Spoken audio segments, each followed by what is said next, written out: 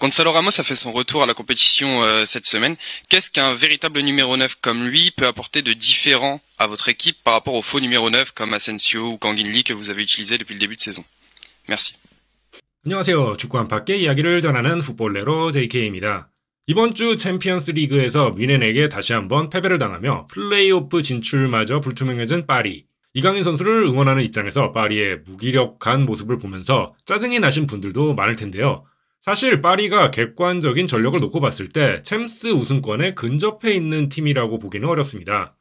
파리가 챔피언스 리그에서 최고 성적을 거두었던 게 2020년 거둔 준우승인데 이때는 비록 메시까지는 합류 전이었다고는 해도 네이마르, 음바페, 디마리아가 공격진을 이끌던 시기였습니다. 엔리케 감독 1년차였던 지난 시즌에도 어쨌거나 음바페라는 월드클래스 공격수가 공격진을 이끌었고 어려운 경기에서 차력쇼로 승점을 많이 챙겨줬었죠.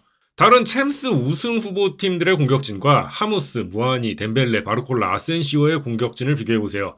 하무스마저 부상으로 빠진 상황에서 유독 골 결정력이 왜 극단적으로 떨어지는지 알만한 구성 아닌가요? 승리를 돈으로 살 수 없다는 사실을 깨달은 건지 알켈라이피 회장은 당장 우승을 노리기보다는 좀 더 장기적인 비전을 가지고 파리의 자부심을 살릴 수 있는 프랑스 출신의 유망주들 위주로 팀의 체질을 바꾸기를 원하는 듯합니다. 이 부분이 한국 팬들 입장에서는 짜증나는 부분이 될 수 있겠죠. 이들에게 기회가 먼저 주어지는 듯하니까요. 어쨌거나 돌아온 리그왕 이번 13라운드는 파리 홈에서 낭뜨를 상대합니다. 낭뜨는 현재 리그 16위로 강등 경쟁에 처해 있는 상황인 만큼 파리 입장에서는 멘탈을 추스리기에 좋은 상대입니다. 낭뜨는 19실점으로 하위권 팀치고는 실점이 적은 편입니다만 14득점으로 득점력이 떨어집니다. 최근 5경기에서는 1무 4패로 리그왕 전체 팀 가운데 가장 적은 승점을 획득했습니다. 경기를 앞둔 파리의 루이스 엔리케 감독의 기자회견, 유효 장면 번역해보았습니다. 파리는 과연 분위기 반전에 성공할 수 있을까요? Bonjour, Baptiste Bécard de l'AFP. Vous dominez pour l'instant assez tranquillement la Ligue 1. Est-ce que dans ces conditions, la Ligue 1 est suffisante pour préparer à l'intensité de la Ligue des Champions? Est-ce que les enseignements de la Ligue 1 servent pour la Ligue des Champions? Buenos días, bonjour. Bonjour. Sin ninguna duda. Sans aucun doute. Ninguna duda. Y además. De plus. Qu'est-ce qui peut te faire penser que la Ligue 1 n'a pas le niveau suffisant?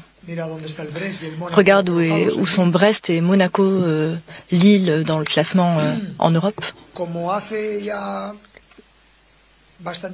Ça fait déjà pas mal de temps que tout ce qui nous entoure est assez négatif pour telle ou telle raison. Et moi, j'essaie toujours de voir les choses d'un point de vue positif. Et c'est suffisant, pour moi, ça me suffit pour savoir que demain, contre Nantes, c'est un match où nous devons répéter des comportements que nous voulons voir en Ligue des Champions. Et moi, ce sont des choses que je vois déjà en Ligue des Champions. C'est évident que les résultats ne sont pas ce que l'on souhaite ou ce que l'on désire, mais nous avons une marge de progression dans toutes les compétitions. Bonjour Louis, c'est Dominique Sévrac du Parisien. Vous dites que les résultats en Ligue des Champions ne sont pas ceux que vous espérez. Ça raconte quoi sur la construction de votre équipe? Vous estimez être en retard? Vous estimez être comme il faut? Ça prend plus de temps que prévu? Vous êtes un peu impatient, agacé? Vous en êtes tout du projet? Je me sens en confiance. La qualification en Ligue des Champions est n'est pas méritée. Nous devrions avoir pour l'instant, je pense, au minimum 9 points. Donc notre classement n'est pas mérité. Nous avons, alors je ne me cache pas derrière ça, nous avons les points qui reflètent les scores, mais je ne suis pas négatif en aucun cas. Ce que je vois me plaît, ce que j'ai vu à Munich m'a plu. C'est évident que ça n'a pas été suffisant pour obtenir quelque chose de positif, et surtout la dernière demi-heure où nous n'étions qu'à 10 sur le terrain. Mais malgré tout, nous avons continué à être compétitifs, à être à la hauteur. Et je répète que oui, nous pouvons améliorer tous les aspects, mais en aucun cas je ne suis pessimiste, je suis très très optimiste. Bonjour coach, Ilyes Peters pour 90 000. Gonzalo Ramos a fait son retour à la compétition cette semaine. Qu'est-ce qu'un véritable numéro 9 comme lui peut apporter de différent à votre équipe par rapport aux faux numéro 9 comme Asensio ou Kang In Lee que vous avez utilisés depuis le début de saison? Merci.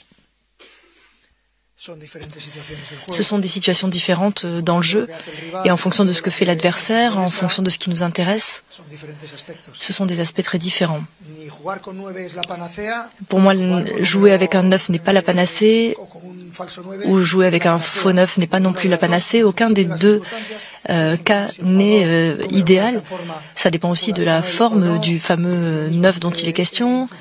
Tu joues avec lui ou sans lui, ça dépend aussi des situations dans chaque jeu, dans chaque match. Donc je continuerai de jouer avec un 9 ou un faux 9 quand je considérerai l'un ou l'autre plus opportun. C'est assez simple, il n'y a rien de compliqué là-dedans.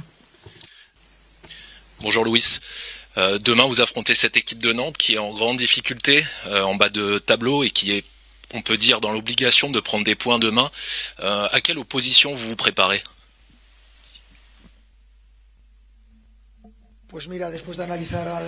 Après avoir analysé Nantes, ce que nous voyons, c'est qu'ils ont moins de points que ce qu'ils mériteraient. Ils sont dans une situation délicate, mais ils devraient être en milieu de tableau. Mais quand on voit tout ce qu'ils ont créé sur les matchs précédents, ils arrivent avec une série de défaites. Leur état d'esprit sera peut-être pas au plus haut. Mais en même temps, je m'attends à un match difficile. L'année dernière, ils ont été durs à jouer. Je considère qu'ils n'ont rien à perdre et que, vu qu'ils viennent jouer à domicile chez le leader et au Parc des Princes, c'est une motivation pour toutes les équipes. Et donc je m'attends à un match difficile.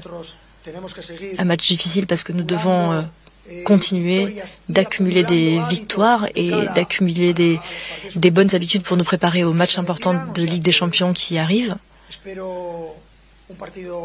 Je m'attends donc à un match compliqué, un match qui va nous poser des difficultés, mais j'espère qu'on va montrer un visage intense et qu'on va démontrer que oui, nous avons besoin de gagner des points en Ligue des Champions et qu'on commence à le faire aussi en Ligue 1 contre Nantes, c'est notre objectif. 리그왕 13라운드 파리와 낭뜨의 경기는 한국 시간으로 12월 1일 일요일 새벽 5시에 열립니다. 저는 경기 후 영상으로 다시 돌아오겠습니다. 오늘 영상은 여기까지입니다. 시청해주셔서 감사합니다.